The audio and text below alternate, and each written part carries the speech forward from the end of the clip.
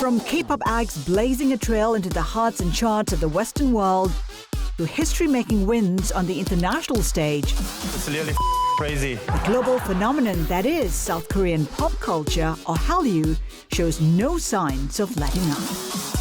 In just 25 years, Hallyu has drawn over 200 million pop culture fans, and global spending on Korean cultural products is set to nearly double to $143 billion by 2030. To top it off, Seoul was recently crowned Best City of 2024 by designers and creatives around the globe. This worldwide interest in South Korean culture has expanded to include its buildings and cityscapes and the architects behind them. The South Korean capital is in the midst of a renaissance, embracing architecture, showcasing the nation's skill in merging tradition with innovation. It's a powerful reminder that in Korea, every building tells a story, one of cultural pride and vibrant creativity. I'm Haslinda Amin, and this is Momentum.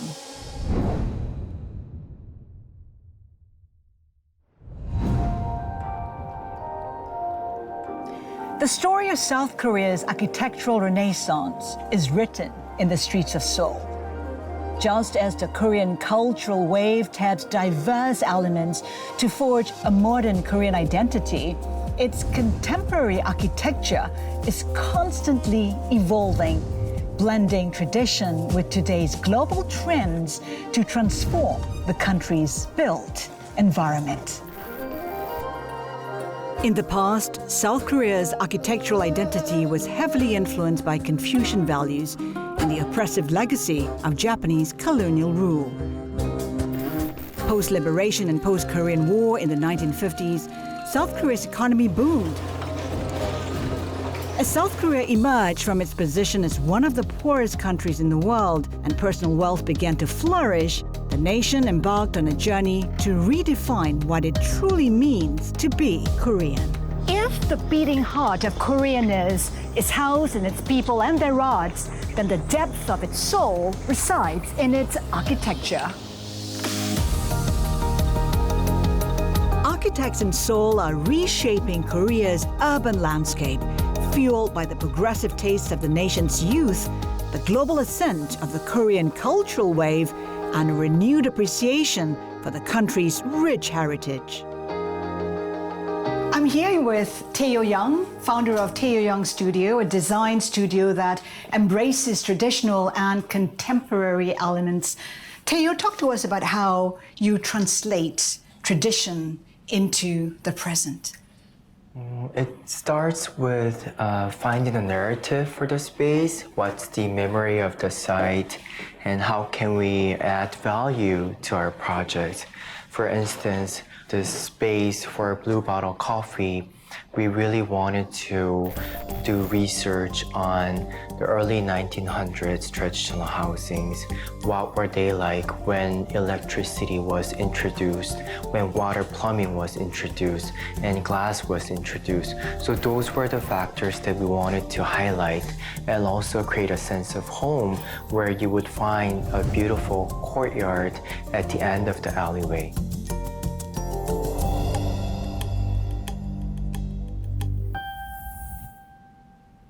Tae, how can design, how can architecture signal Koreanness? There is a term called the memory of the site. Especially when you're creating space or architecture, you really need to understand the history that's being kept within the site. Tradition is not just a thing of a past, but a concept of a resource. Something that you can really utilize, something that could speak to us in a very valuable way and teach us a lesson. It's been a long question from the past, who we are, how do we want to live, and how do we want to die? To Tae, contemporary Korean architecture is building on the past in a mindful way to shape the future we inhabit. Just like the hanuks, which are traditional Korean houses, and how they seamlessly integrate the environmental influences into their design. When you see Korean traditional housings, you see how we live with nature and how do we find wisdom within that. So we have a courtyard and we use a certain materials such as stone, wood, and sand. And I think everything just resonates with how do we want to live. There is an old saying in Korea that says, 거미 불루, 화이 불치. It means simple but not humble, and beautiful but not extravagant. It's really about finding balance in things, and this old saying was actually the guideline for building royal palaces. So it has a tremendous impact on Korean architecture. To find that fine line of finding where you live and coexist with others and with nature. This design philosophy reveals why Korean architecture often embodies simplicity and fluid, streamlined forms. But how does that translate to in real life in architecture? When you take a look at some of the Korean buildings, it's glossy, sleek on the outside. And if you look closer, you see Hanok principles. What does that actually mean? Being simple means erasing the decorativeness and looking at the essence and the pure things in life. That's why we use very natural-based materials and come up with very simple gestures of architectural languages. A sense of history and the principles of naturalism pervades even the materials Teo Young chooses. I think even just the simple wood has so much narrative to share. For instance, a persimmon tree, it was sort of like a symbol of a beautiful Korean scenery. And a lot of people actually used persimmon to sweeten the food. And they would cut the tree and they would create beautiful furnitures with beautiful patterns in it. So just one material can tell so much of a story. I think it lives within our DNA, how we utilize lighting, of bouncing the natural light into our spaces. How do we utilize and how do we change the concept of the middle courtyard into a building? What makes contemporary Korean architecture truly exciting is its return to basics, but with a modern twist. I think we're really trying to discover what new luxury is. We've been exposed to technology, sometimes too much in our days with cell phones and everything. So nowadays, Korean people are more looking back in a different ways, such as how can we go slower? Korean architects like Teo Young are redefining what modern architecture is by embracing a multidisciplinary approach. Teo, you've gone beyond designing spaces. You're into medicine, cosmetics, even perfumes. Why is that? The mission of exploring Korean tradition and local value hasn't changed, but I needed more different subjects that I could explore. For instance, furniture, I could explore more on materials and crafts and techniques.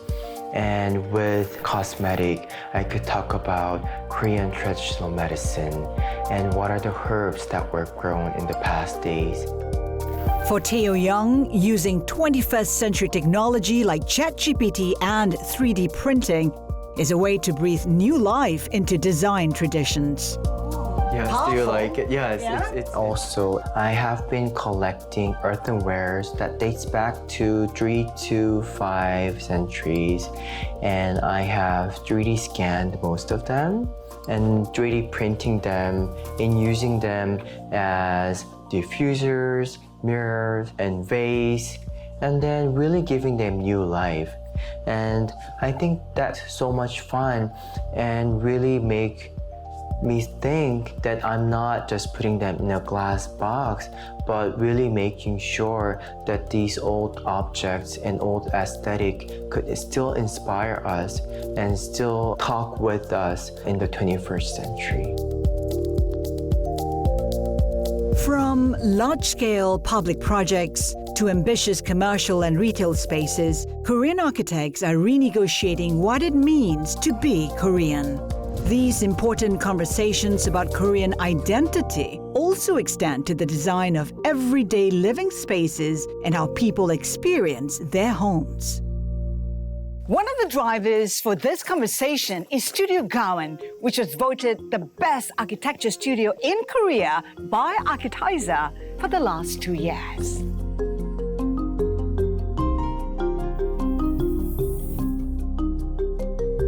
You say architecture is a story of people's lives, a dream of the land. What do you mean by that? 근데 여기 땅이라는 거는 어떤 특정한 장소가 아니고 그 어떤 흐름이라고 자연으로 통칭되는 이제 흐름이라고 생각을 해요. 그게 뭐 산도 있고 강도 있고 그걸 모두 포괄하는 어떤 전체적인 이제 그 일종의 하나의 우주 같은 그런 존재죠. 사실은 땅이라고 하는 게. 그 한국 건축에서 되게 중요시하는 거는 이게 조화예요. 하모니, 이렇게 조화를 이루는 것, 균형을 이루는 것. 그러니까 땅하고 사람이 조화를 이루고, 자연하고 사람이 조화를 이루고, 가족끼리 조화를 이루고, 모든 존재들이 조화를 이루는 거를 한국 건축에서 가장 중요한 가치로 생각을 했었습니다. 그래서 그 가치가 지금 한국 건축으로 남아 있고, 지금 우리가 그걸 이어 나가려고 노력을 하고 있죠. For Studio Gowan, architecture is a careful art of balancing the history of the land and the needs of modern living.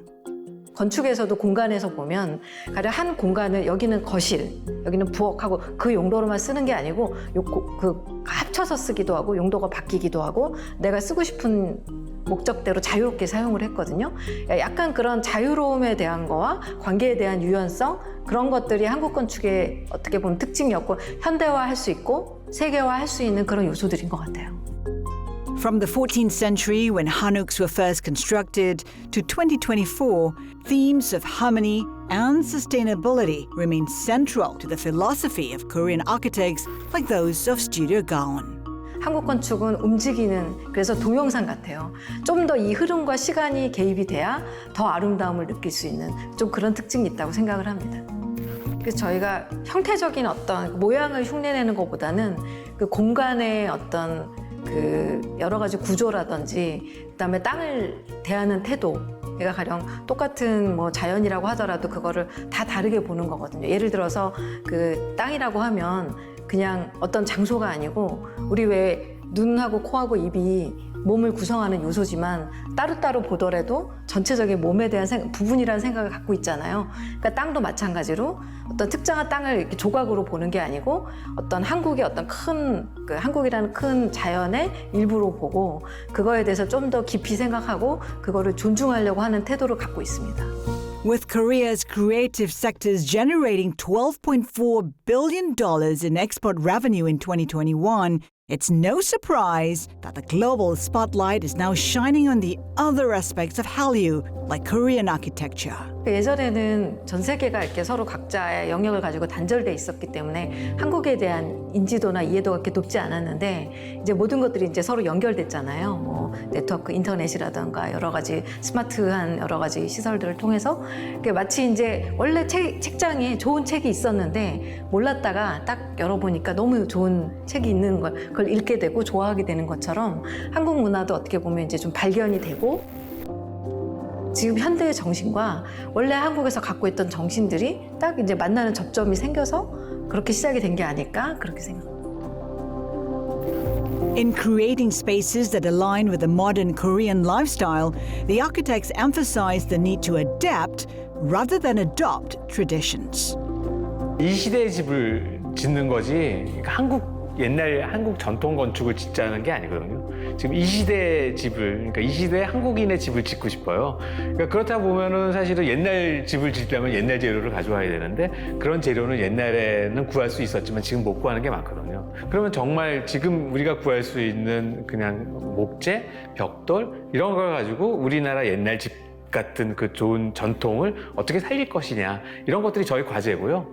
그런 것들이 사실은 보편적인 사람들이 일반 대중들이 쉽게 지을 수 있는, 쉽게 편하게 자기 집을 지을 수 있는 약간 그런 것들을 하는 것들이 이제 건축가의 가장 중요한 그 임무라고 생각을 합니다.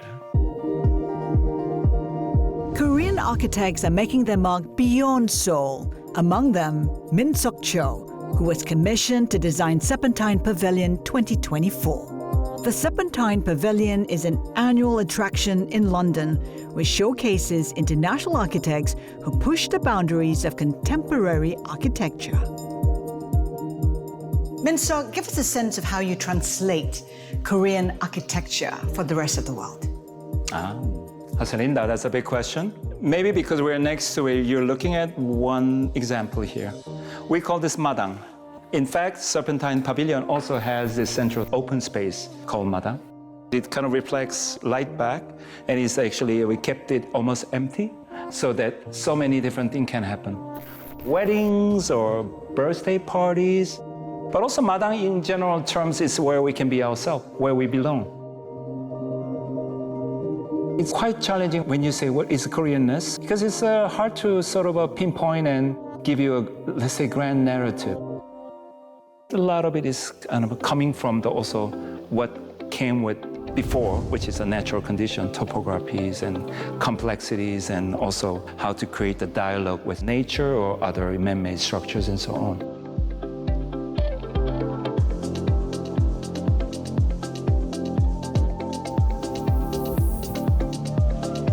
How is your architecture? How is your design Korean? When I look at this space, Is it Korean? It looks Korean to me. It looks like a hanok. We have a compound right here. Amazing. You got it right in a way. You can say it's a vertical translation of Korean hanok. So this is a madang, yes, because this is where the collective things happen, and this often we use it as a lecture halls. We do it our own project meetings, and there actually we invite people here. Also every year it turned into a discotheque almost. Yeah, we live like a monk for the whole year, and then except one day we turn into this gloriously drunken, delirious, free fall, everything. Anyway, yeah. But why is it important for you to have this kind of space, a Korean space, as part of your practice? I think it just comes out of architecture is a reflection of, as I said, a culture. And I mean, that's how we want to use and occupy, and I guess you could call it a social practice. If architecture is a reflection of the society it comes from, I wondered what aspects of Korean history has had an impact on Min Seok-cho, who was born and raised in Seoul but began his architectural career overseas. Min-seok, we're talking about Korean architecture. What is Koreanness? That's a very important and very difficult question, because it's so much complexity that comes with that was charged with the recent history. I think it's really hard to pinpoint one thing. If you can't pinpoint one thing, Yeah. what characteristics are there? This is the question that I'm asked the most, but it's always impossible to, because it could be a bit dangerous to be a bit reductive. What comes out is so diverse. I think it's really the reflection of long history, that common history, and also how we went through tremendous social change, political change, and also economic change, of course, the whole thing. Indeed, Korea's economic miracle and the accompanying social upheaval may have been the catalyst for Korean architects to develop a new language that revives traditions within a fresh landscape. Architecture comes from material culture, which has to do with the natural ecology and all sorts of other material and so on. And then there's a whole social condition that we have to address, which has to do with the history, but then there's a whole new influences coming. So it's always evolving in a way. So tradition, the Koreanness, is not something that is fixed. I often quote Alvaro Siza, great master's quotation. He says something like, tradition is only useful when it has an element of change. I think that's how the human culture, civilization has evolved in a way. Look at the Olympics. That built so many great buildings throughout history, and now they're repurposing into fencing field, or that, I mean, it's so beautiful.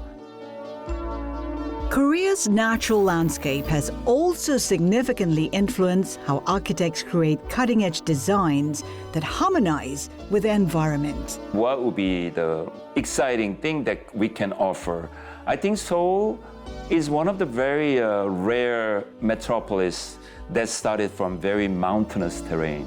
I think a lot of this European idea about the city was flat ground, and then somehow you're the god, and you create these geometric patterns, whether it's grid or radial patterns. It's almost human playing the god in a way. But then Seoul, when it started with this last kingdom, which is Joseon Dynasty, 630 years ago, it was actually very much about feng shui, pungsu we call it, right? So it's really about harmonious coexistence with nature in a way. You were chosen to design the Serpentine Pavilion for 2024. Yeah. What did that mean to you? It was a means to bring togetherness. It's small and intimate enough to bring people together in almost like a magnet. Because you have birthday parties or weddings, and there's a sort of collective festive moment, yet also when nothing happens, it's big enough to have people do their own things, in different rooms. So I think that's a very good model for the society. If our profession is about sort of problem solving, architecture is about understanding people. How we got here, what to do with it, who are these people, what do they need, how can we improve it?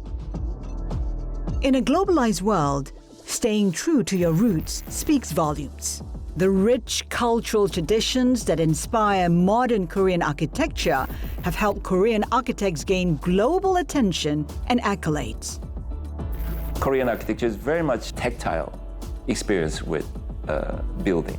We have this thing called ondo, right? Heated floor. So when we sleep, we literally hug the floor. I'm bringing Korean references, and now madang, all that. But it's a very common thing, and I think it's quite universal. So I see one of my contractors. He said, "Oh, this space, what we call auditorium," he said, "Oh, it looks like a medieval banquet in UK." I was like, I have no idea, but I'm in,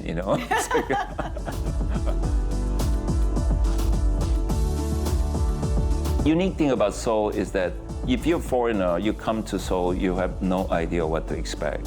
Did you have any expectations of what to see? Your bucket list. What is the Empire State Building of Seoul? I think that's one of the strengths that we have. It's almost like a Korean meal, right? Papsang. Huh? There's not like this strong grand narrative of some fine dining course that you have. It's a city, and you can pick and choose. What makes contemporary Korean architecture so revolutionary and exciting? The answer lies in the country's confidence in its cultural identity and the bold reinterpretation of its traditions and urban heritage by visionary architects. South Korea was ranked the world's 6th most culturally influential nation, according to the 2021 Good Country Index. Whether you're in Asia or America, chances are you would know BTS or Blackpink. And Korean architecture is about to be the next big export. It's all part of a growing renaissance that will propel the country into a global cultural powerhouse and boost its economy. In South Korea, whoever reimagines wins.